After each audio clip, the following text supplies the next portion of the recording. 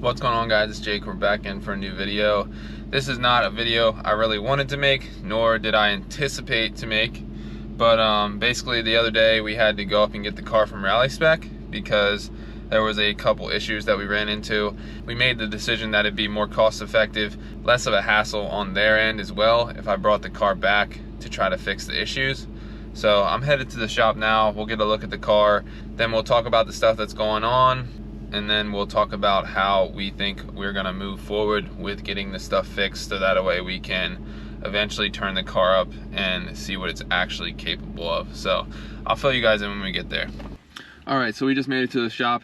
It's a little bit noisy in here, so I figured the best place to record this would be in the car. So the last you guys saw, we got done running it on the dyno, and it had dropped a little bit of fuel pressure there at the end of the pull. And also there was an issue with the knock sensor, we thought.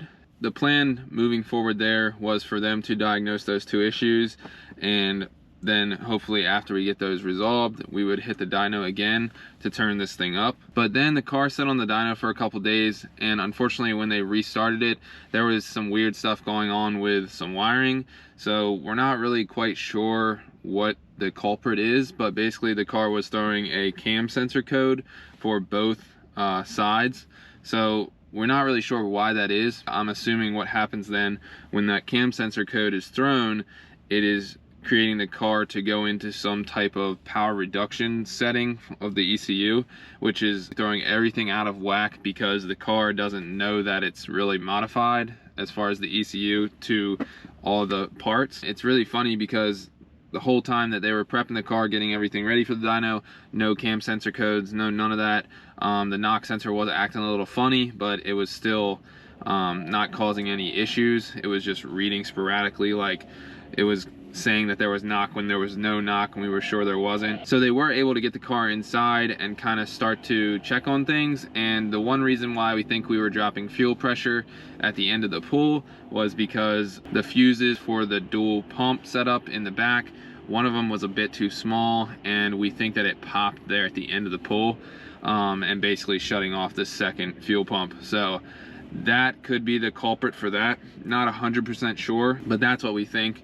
We got some bigger fuses put in the back there, so hopefully that was the problem and that is solved. As far as the knock sensor goes, they somehow diagnosed it to confirm that it was not the knock sensor causing those sporadic readings, so there's nothing actually wrong with the knock sensor. What all that means is there's basically some type of grounding issue. They added a ground to the car just to, you know, see if it was a problem and there was something that we could fix pretty easily. And right away when they added it, the problem went away, but then it came back after about 10 minutes. So I'm not really sure what that's all about, and neither are they. So like I said in the beginning of the video, it was just way more cost effective and way less of a hassle for them. They have a very tight schedule that they're running on, and I didn't want to throw things off for them. And also it could be a lot of labor intensive stuff trying to find the issue here. So I figured a lot of the stuff that they can do, I can do. So as far as tearing it down, maybe not the diagnosing skills as far as the wiring, but have a couple good guys around me that will help me figure this out, and then we'll get this show on the road. So like I said in the beginning, it's very unfortunate that we had to go get the car because it is a bit of a drive up there, but there are some positives to every negative situation, and a couple for this particular one is that, first off, when we fix the problem, we'll be able to know the problem's fixed. And the reason is because the car has a solid base map on the ECU. And that means that once we get the problem fixed, we can drive the car for a month, 2 months, 3 months, maybe before we go back to the dyno, just to make sure that the car has no issues. It's very common with cars like this where the wire tucks and stuff like that, that little things can just be funny. Like the wiring just causes some weird issues with the car, and sometimes it sputters and does funny stuff. So we want to make sure that the car has no further issues, so we'll be able to actually drive the car, which is good. The oil system's primed, fuel system will be primed, you know, the power steering's good, all that stuff is good. There's no leaks, so we don't have anything to worry about there. Also, another positive to the situation is that I will have a very good learning opportunity when it comes to wiring. I've never been like really good at wiring, but I feel like this is a very good opportunity for me to learn a lot more stuff about, you know, how wiring works, you know, just how to diagnose different problems. So yeah, like I said, there's always a positive to be had from any situation. So that's what we're taking away from it. Now the car's in the shop. First place I gotta look is the TGV connectors. I remember when I did the wire tuck and when I made the engine harness, I remember cutting the plugs out of there, but I can't remember what I did with the wires. So there could be a potential issue where the wires are touching, and that could be like throwing off the whole entire ECU and all that stuff. So if that's the case, then we got a pretty simple fix. But if not, we got a lot of places to look, because it could be anywhere in this entire car. A shortage, 2 wires that are touching that aren't supposed to be touching, something lost continuity and is grounding, or whatever the case may be. I'm not crazy familiar with wiring, like I said, but we're gonna figure it out. So with that being said, I'm gonna go ahead and put you guys on a bit of a time lapse. I'm gonna get the intake manifold off, and I'm going to start to maybe unplug some connectors, trying to get this engine harness off, so then that way we can untape it and get to looking at the guts of it and figure this stuff out. But before I let you go on the time lapse, I just wanted to say huge shout out to everybody at Rally Spec and all the guys that were there to watch the car get dynoed. I'm not trying to bash them at all. They've been extremely helpful.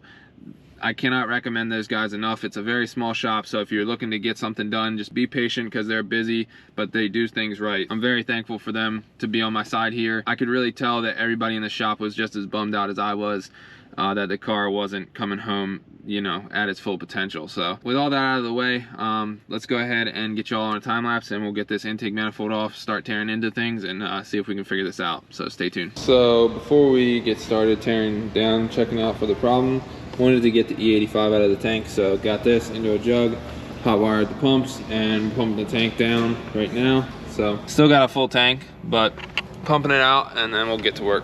I just put some 93 in the tank, about 5 gallons, after I got all of the E85 out, and it brought the ethanol content down to around 25-30, so that should be fine sitting in the tank. Not too worried about that. Now we can go ahead and tear into this thing. I just didn't want that ethanol to sit in those fuel lines, because it's very corrosive and it can cause problems, clog up injectors, do all kinds of things. It'll make it have a hard start. I don't want any of that. So I just want to know that when we go to start it again, it'll pop off. So I popped it off real quick to go ahead and get all the injectors cleared out and all that. So they should be on some non-ethanol fuel, mostly non-ethanol. Even pump gas is around E10, but yeah, it'll be fine now. Let's go ahead and get this manifold off, and we'll tear into some things. Stay tuned.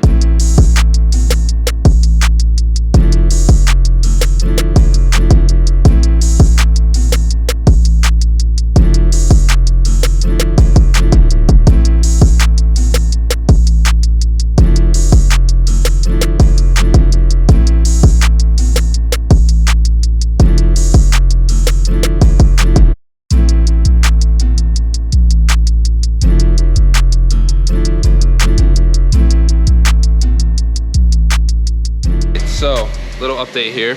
One thing I forgot to mention in the beginning of the video was Rally Spec went ahead and installed a fuel pressure sensor here onto the regulator. They wired that back into the ECU. So before we got started trying to figure out the cam code issue, I wanted to figure out why the fuel pressure sensor was not reading. So I traced the wiring back to where it was wired into the ECU, which was what I did pretty much all day yesterday after I got the manifold off. And as you can see, right here is where it's wired into the ECU. So I used my wiring book and I made sure all that was right, and it is right. When you wire a fuel pressure sensor into a car like this, you have to hook it up to the proper TGV plug.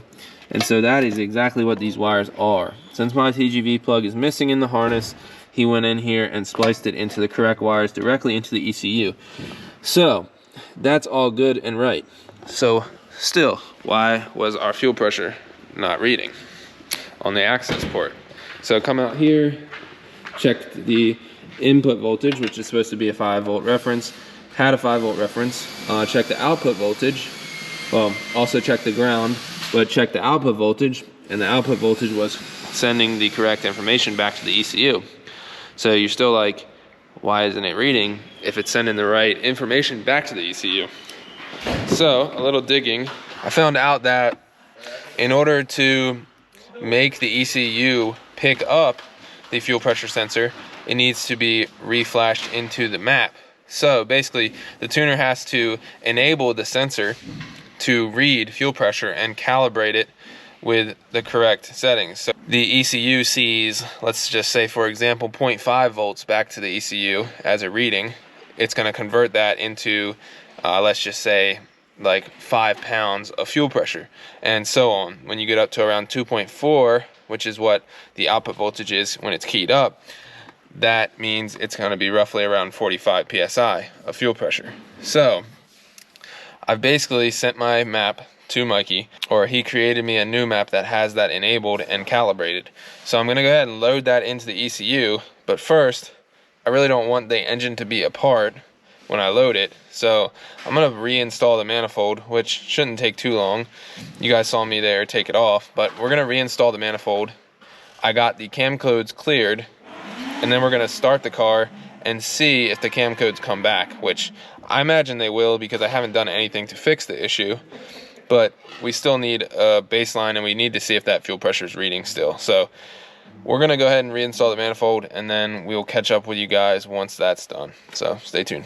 So we just got the map reflashed into the ECU, so I'm going to go ahead and start the car up and see if the cam codes come back, because I deleted them earlier before I took the manifold off. So I want to see if they come back, and also I want to see if my fuel pressure is reading. So I'm going to pop it off. If they don't come back, then it should idle pretty good. If they do, it's probably going to idle like shit. It may not even stay running.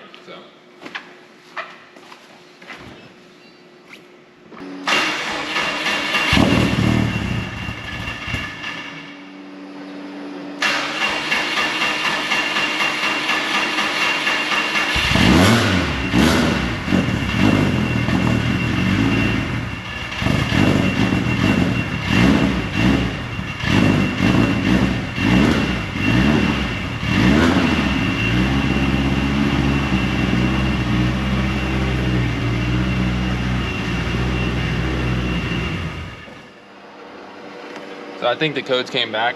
For some reason my fuel pressure still isn't reading, so we got more problems than we know how to fix. It is the next day. I kind of figured out the issue with the fuel pressure sensor. I think Mike the tuner sent the map thinking that it was for the left-hand TGV, but really it should be the right-hand TGV or the passenger side. So I think we're onto something with resolving that issue with the fuel pressure sensor not reading. Although I don't think that has anything to do with the cam codes that were being thrown. I'll let you guys go here just because it's been a long one. I've been ranting a lot and we've been trying to figure things out. Kind of been just going in circles. I will say I do have a couple more ideas as to where to go next. But for now, I'm gonna let you guys go here. If you did make it this far into the video, I really appreciate you guys. We will get this car going. It will happen. I'm not giving up until it's fixed. So stay tuned. I appreciate everybody for sticking with me on this. But yeah, I'll see you guys in the next one. Peace.